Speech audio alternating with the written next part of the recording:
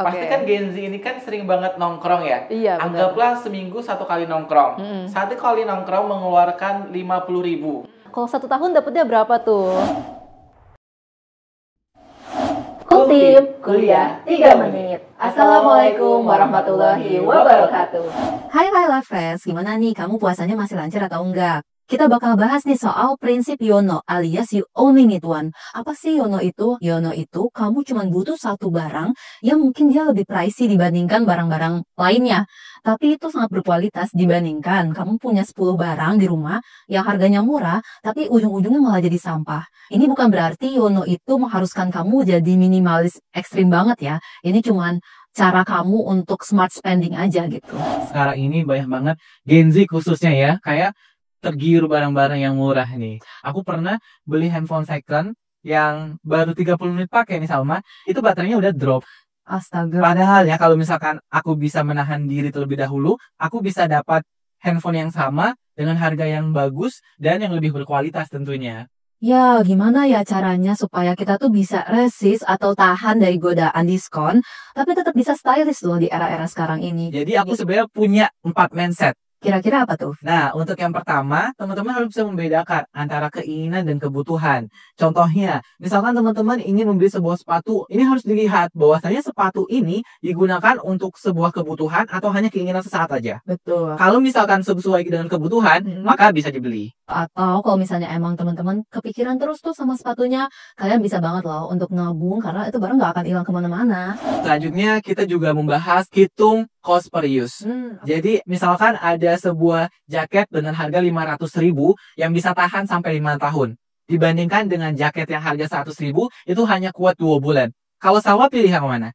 Kayaknya aku bakal pilih yang 500.000 ya teman-teman. Nah, untuk jawabannya, coba teman-teman hitung di kalkulator dan jawab di kolom komentar ya. Kira-kira yang ketiga nih apa nih? Ini sesuai dengan tema kita kali ini. Teman-teman bisa bikin dana Yono. Apa tuh Dana Yono? Teman-teman misalkan bisa menahan uang untuk membeli skincare dan uang tersebut dipindahkan ke rekening yang berbeda, itu nanti teman-teman akan bisa mendapatkan barang yang lebih berkualitas. Bener banget tuh. Nah, kalau yang terakhir ini menurutku kita juga harus mencintai lingkungan ya. Misalkan ada satu botol stainless steel yang bisa digunakan berkali-kali dibandingkan dengan kita menggunakan botol plastik. Itu akan merusak bumi. Oleh karena itu, aku juga mengajak teman-teman mengubah mindset tersebut agar menjadi mindset yang lebih eco-friendly. Nah, bener banget tuh Irki. Aku tuh suka banget sama poin keempat. Keempat mindset ini, itu sebenarnya sangat menjadi satu kesatuan, Sa. Teman-teman bisa mengaplikasikan yang disesuaikan dengan kehidupan teman-teman. Karena keempat mindset tersebut tentunya mendukung kita untuk menerapkan prinsip YOLO itu sendiri.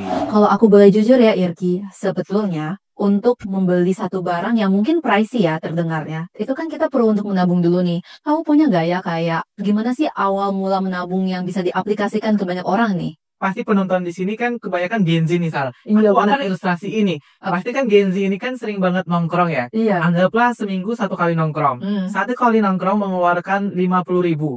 Nah, uang 50.000 ini bisa kita simpan untuk tabungan. Kita kalikan dalam 1 tahun. Dapat berapa? Iya bener banget tuh. Mungkin live friends di rumah bisa nih ketik-ketik juga di kolom komentar. Kalau 1 tahun dapetnya berapa tuh? Sebelumnya kamu pernah mention kan kalau misalnya kita butuh namanya dana Yono tuh. Nah, dana Yono untuk proteksi kesehatan keuangan apa tuh? Gimana tuh maksudnya? Sebenarnya bisa kita implementasikan juga nih dalam asuransi.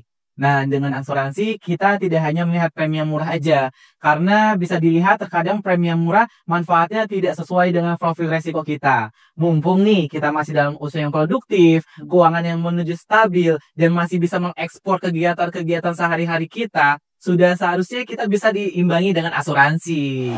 Oh iya bener banget tuh, dengan asuransi juga kita nggak perlu khawatir gak sih dengan kejadian-kejadian yang bakal terjadi di masa depan. Kita juga bisa mulai cari tahu perlindungan untuk proteksi keuangan kita itu sendiri. Mari kita mulai dengan BNI Life Steady Protection Plus. Karena BNI Life Steady Protection Plus ini akan memberikan perlindungan jiwa sekaligus pengembalian premi sebesar 20% di setiap tahunnya. Oh iya Ki, aku baru tahu loh kalau misalnya ada produk asuransi yang ada pengembalian premi ya setiap tahun lagi. Itu kalau misalnya dipikir-pikir ya, kayak kamu tuh nabung terus dapat bonusnya setiap tahun. Iya, bener banget sama. Sebagai penutupan nih buat acara ini, kamu punya nggak kata-kata untuk hari ini? Yuk mulai langkah kecil dari hari ini untuk perubahan besar di hari esok. Selamat menjalankan ibadah puasa, dan semoga kita semua bisa mendapatkan keberkahan di bulan yang suci ini. Sampai jumpa di episode selanjutnya.